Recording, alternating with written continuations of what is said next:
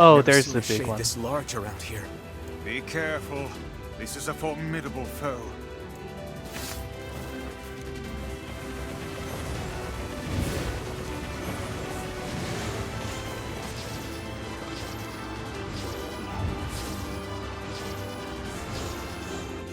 Die, little bastards! Calm yourself. Haste will only lead you to making an ill-timed mistake. An unstable heart is the worst armor one can have. No time for that, Vice. Gotta get to Yona.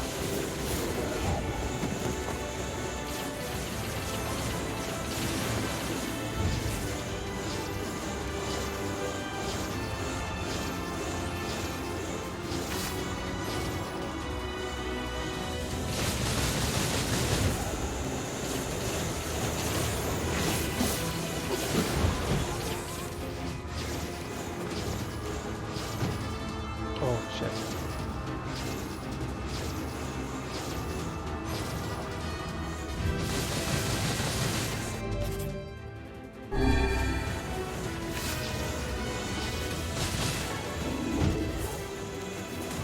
This thing hits hard.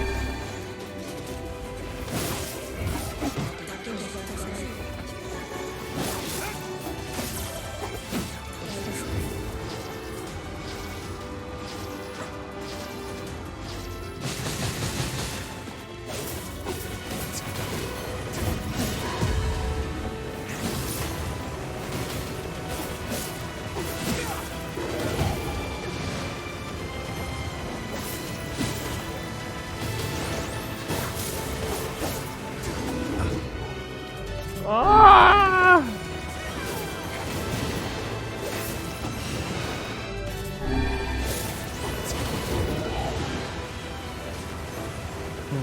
We're actually taking quite the beating.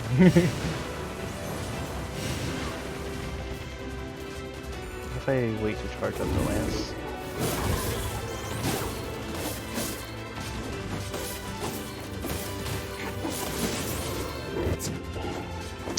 Ow.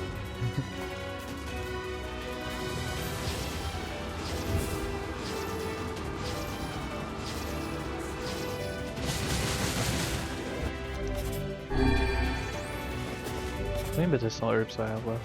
Oh, I have a lot, because we- oh, yeah, because we went to the junkie. There's so much on the way.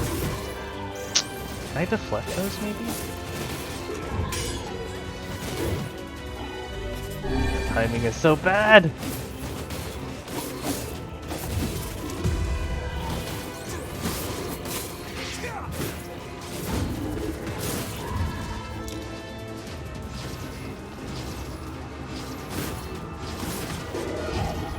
I dodged. Oh, I reset my counter too. For the lance, I mean.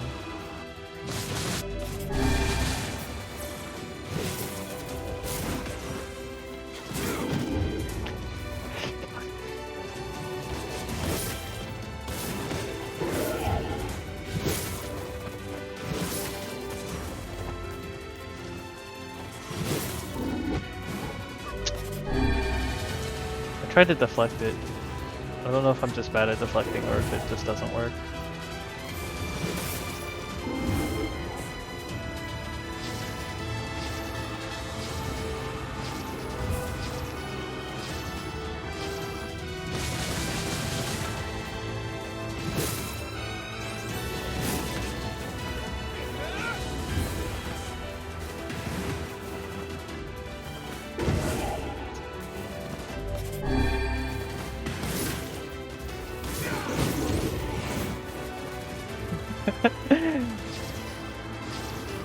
I need to get good at this game.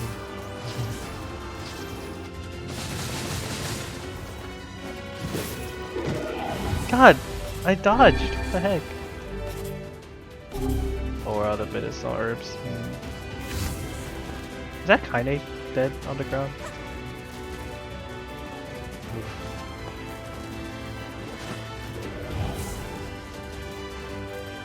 Oh, she got revived. All good. Okay, so I can't dodge into it, I guess. I'm too used to playing all of MiHoYo's games and having invulnerability frames for things.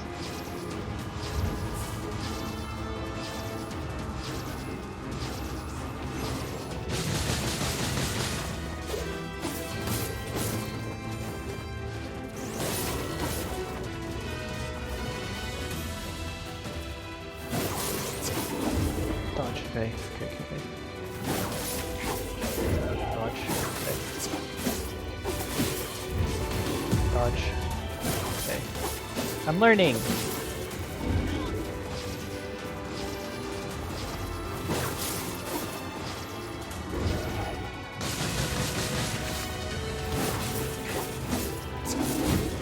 I tried to dodge into it again. Yeah, dodge the other way. Oh.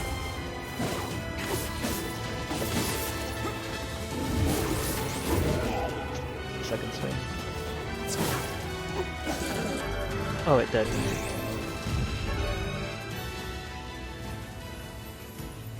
It came with a sword. Stupid trash getting in our way. It's hard to imagine a shade being here. It's almost like it was waiting for us. They can't be that intelligent. Oh, really now? Can you truly say so with all confidence? The tactics of the Shades grow more intricate with each passing year. It would not surprise me to see them setting elaborate traps for us before long. We'd better wipe them out before they get too smart. In any case, we won't be able to live in peace until we take out the Shadow Lord.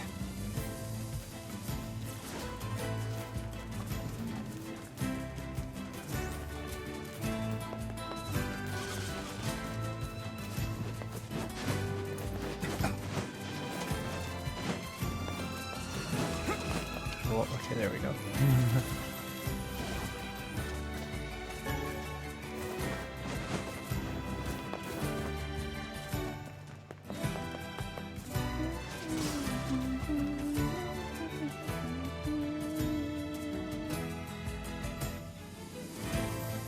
Goblin.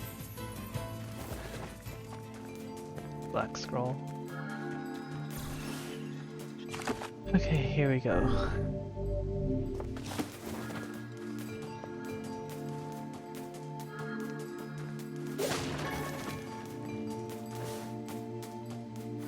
Oh, hello.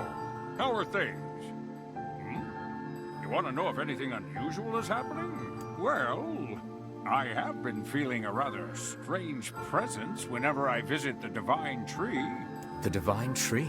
It's a legendary tree that exists in the heart of our village. Did you investigate the cause of this presence? Not really, no. And why not? Well, we're not really supposed to go near the tree, except for prayer. And why is that? I don't know. It's just how things have always been. Weird.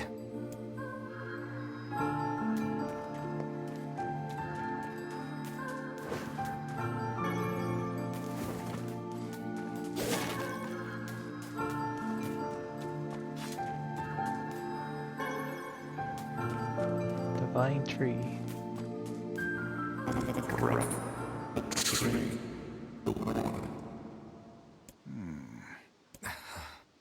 Why do we seem to encounter nothing but odd people lately?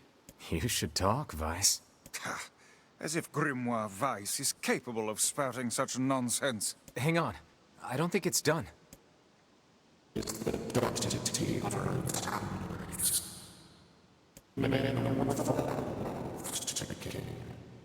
Does that mean it'll tell us what we want to know? That'd be nice. And the screen fades black. Black, pure darkness, painted over everything. Words scattered here and there across the blackness. Kind words, difficult words, amorous words, all sparkling in the dark like jewels. The words were few now, but time was shorter. Grabbing the words in desperation, the tree turned to the sky. "This is wrong," whispered the tree in the voice of wind through the leaves. "This is not how it was supposed to be. The plan has failed." Once long ago, the tree had remembered everything about the world. This was its task, its function, its purpose. It shivered with something approaching joy as it collected the memories of mankind. This was no accident. Emotions were as much a part of the tree as roots and bark. Memories collected like dew on the thick grass leaves of the tree. And once they had formed a web that spanned the entire world. Words collapsed into sunlight before passing through the leaves and into the pool of memory.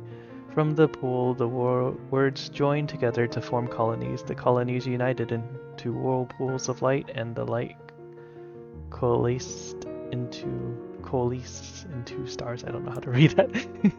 Each star was like a child of the tree, and it loved them all. Look at my memory. A child is here, brought low by disease. He is far too young to have suffered so. Thin beyond words, the boy's skin is a shade paler than the bleached sheets upon which he lies. His parents no longer visit him, for they cannot bear to watch him suffer. The doctors have long since surrendered his fate to the gods. The boy too has abandoned hope. Strange emotions, weariness, hatred swell within the dark recesses of his young heart. He tries to reject the black terror that germinates in his body, but no amount of effort or tears can drive the invader away. He has long ceased to resent his parents and doctors. Once he did, but now his pain is so great that there is little room in his heart to think of others. Only one person brings the boy comfort, a healthy young girl with tan skin and deep blue eyes. She is a beacon of brightness and light in the boy's world. Her very presence is a comfort to him, but he is unable to look upon her face. Whenever they meet, the boy is filled with loathing for his own state.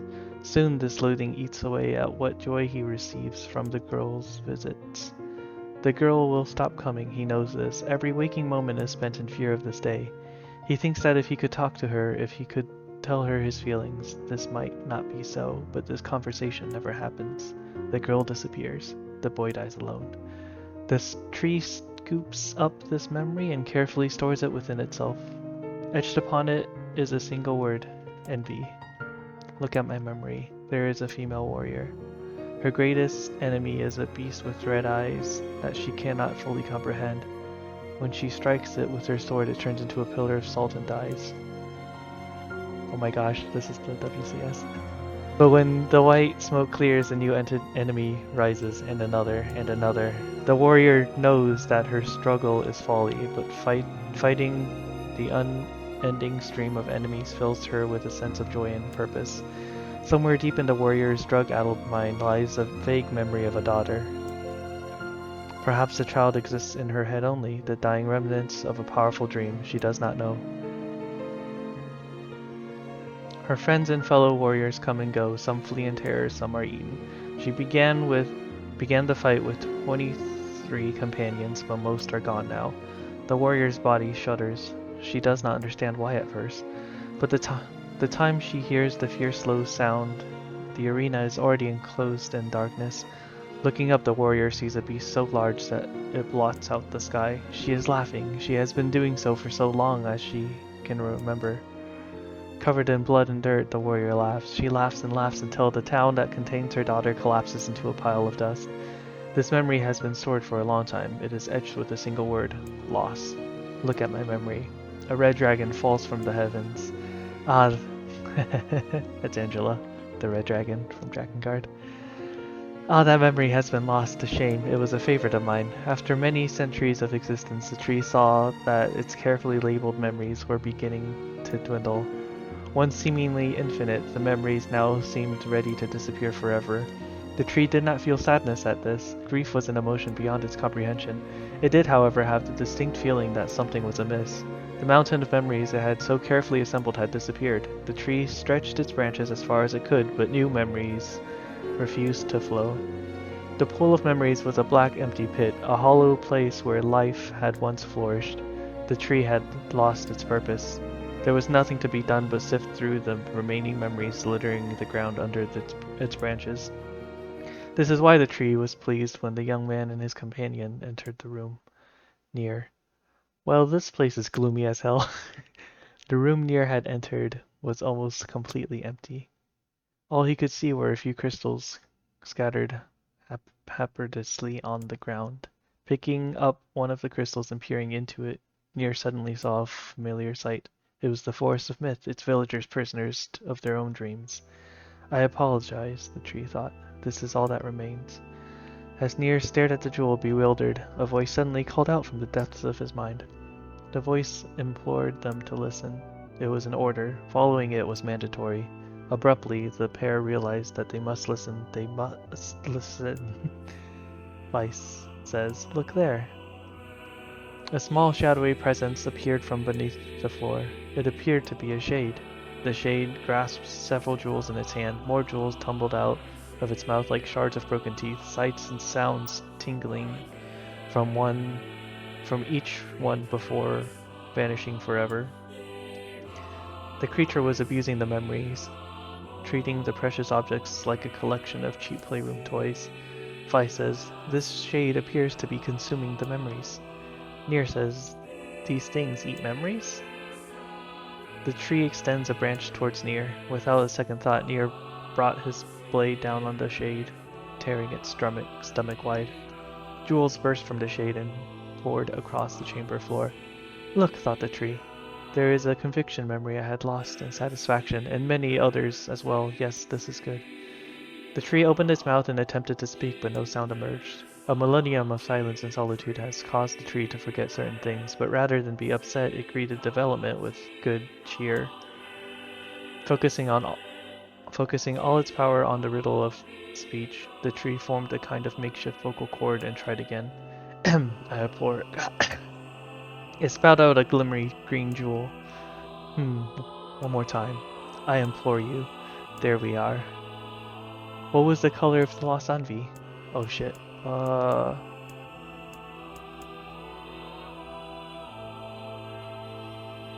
Color of the lost envy.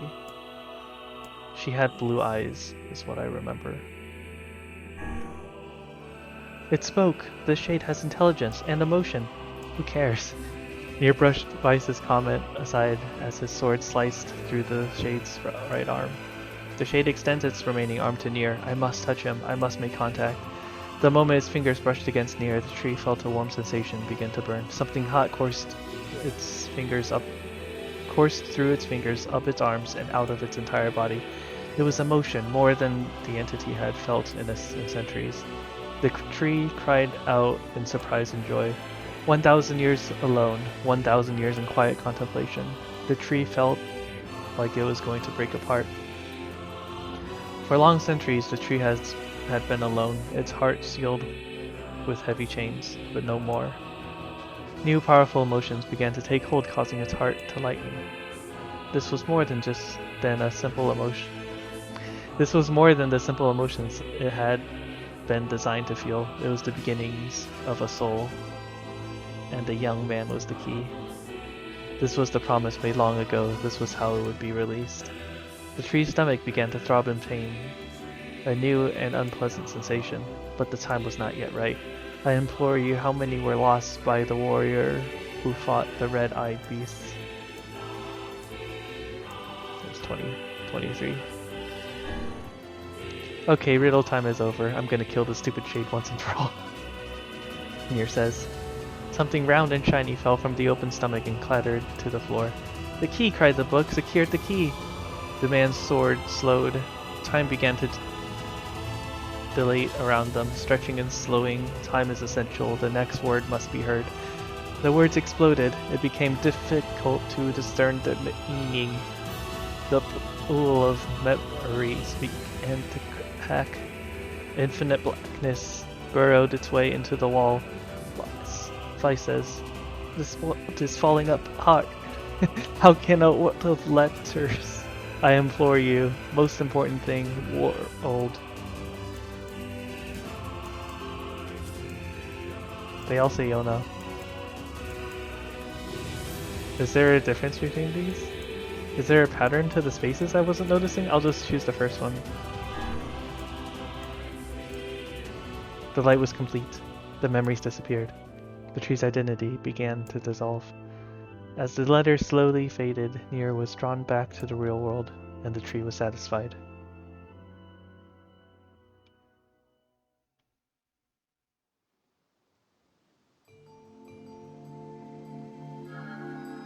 What in the...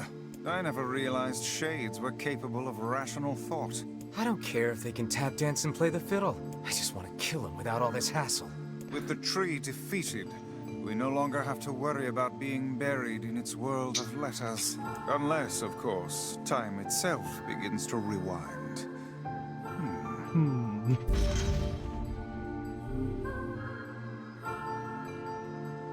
That wasn't too long. Thought I was gonna have to read for an hour again. But yeah, knowing this, like the 23 companions and stuff, I just knew that lore because I was digging so deep into it. And being interested in lore helped a lot, because I definitely don't remember those details otherwise. Maybe Popola's found some information about the Shadow Lord. Let's drop by the village. Very well.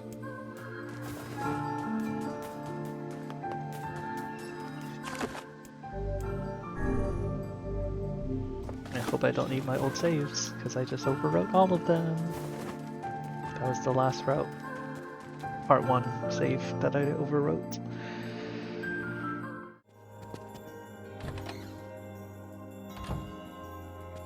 Learned anything new about the Shadow Lord's key, Popola? You know, I was just going to talk to you about that. You remember the Eyrie, right? That depressing shell of a village? Not so much anymore, it sounds like. I just got this letter from the village chief. Have a look. From the office of the chief of the Eyrie to Popola. My greetings to you and your village. I hope everything is going well. Our village has shut itself away from the world for far too many years, and we have therefore decided it is time to change our ways. As part of this endeavor, we have resolved to establish a shop within the village. It is now open for business, and I look forward to seeing a great many customers visit from all over the world. With regards to the sacrifice key word you wrote about, one of our villagers claimed to know the meaning behind the term. You are more than welcome to speak with him on the matter as part of your visit to the Eyrie. I hope to hear from you soon. Sacrifice? Isn't that the name of one of the key fragments? That's right. I've been trading notes with leaders from every town in the land. You're amazing, Popola. This entire affair strikes me as a bit too convenient. I'm afraid Grimoire Weiss is correct. What do you mean? The Eyrie has been shut off from the world for years, and now they've not only opened trade routes, but they freely exchange information about the Shadow Lord. I agree. It seems rather unnatural and dangerous. You're overthinking it. Besides, I don't care if it's dangerous. I won't get Yona back by just sitting around and waiting. If there are shades there, I'll just kill him and be done with it. Oh dear. Well, if that's the way you feel, I guess I won't stop you. Try speaking with the chief when you get there.